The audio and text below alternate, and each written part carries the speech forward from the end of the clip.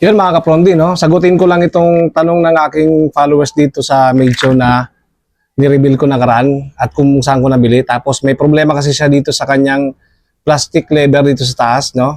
Itong blade sa taas, meron kasi itong plastic dito eh.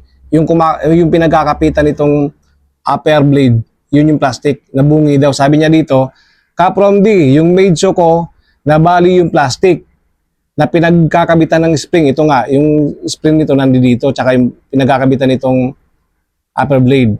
Sinubukan kong i-glue, kumapit naman, pero lumuwag pa rin yung top blade. Ibig niya sabihin, itong top blade lumuwag pa rin kasi basag na nga yung plastic nito. Kaya hindi na nakakakain yung blade ng buhok. Hindi na rin nakakakain yung buhok nito kasi medyo maluwag na nga. May remedyo pa ba yun? Okay pa naman yung motor, maluwag lang yung top blade pag pinapaandar. So, sa'yo nga pala, shoutout nga pala kay Ethan Bravo. Ethan Bravo, ito na yung kasagutan dun sa tanong mo dito kay Medyo M10 Plus. Kung sira na yan, yung plastic na kinakabitan ng upper blade niya. Tara, samahan mo ako, Ethan, palitan natin yon. Meron ako nakita dito sa TikTok. Binili ko para dito sa Medyo M10 natin. Samahan mo ako, pagpapalit tayo ng plastic nito, yung pinagkakabitan nito. Ayun, Ethan, samahan mo ako, pati yung mga followers natin tungkol sa problema sa Medyo M10 Plus. Ito, unboxing muna natin to. Ano ba yun? Ito na siya mga kapromdi, no? Yan. Ito, sinasabi niyang nasira na yung pinagkakabitan nito. Ito yung kasi yung spring niya eh. Dito nakalagay, no? Ito dito, ayan. Kung makikita nyo, may butas siya dito. 4 ang butas. Ngayon, tingnan natin kung saan siya mag-fit. Kasi, pag ito, dito umiikot yan eh. Pag ito nasira, ito yung kumakapit dun sa blade na upper blade nito. Ito yung spring dito nakalagay. Pag ito, maluwag na, hindi na siya pipit dito. Na siya, hindi maganda yung swing lever niya. Pagtakbo ng machine niya. Ito mga kapromdi. Buksan na natin si Medyo. Ay, tama ba dito? O dito nga. Ayun. Ito, tingnan natin. Ito ito yung original black. Pero itong replacement na nabili ko, dito rin sa TikTok shop, white. So tingnan natin kung mag-fit ito. Ito yung sinasabi ni Ethan, mga kapromdi, na na raw, madumi na. Tagalin muna natin. Hindi pa ito napapalitan mga kapromdi.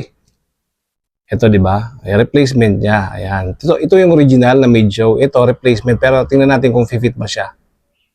Try natin itong black. Ay, white. So, dito natin ilalagay. Fit natin dito. Ito yung spring na sinasabi niya, no? Ni Ethan. Dito natin ilalagay sa butas sa unahan. Sa unahan. Tingnan natin kung fit ba. Itong replacement ni Medyo. Ayan, sana nakikita nyo. Sa mga may Medyo, madali lang to.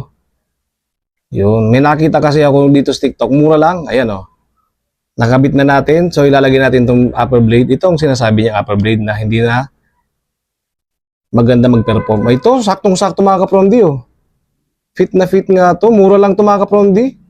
Ito yung nakita ko sa TikTok na pinakamura. Kala ko kasi yung sa M5, pwede.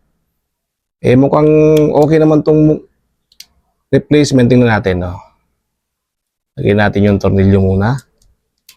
Sana nasusundan nyo,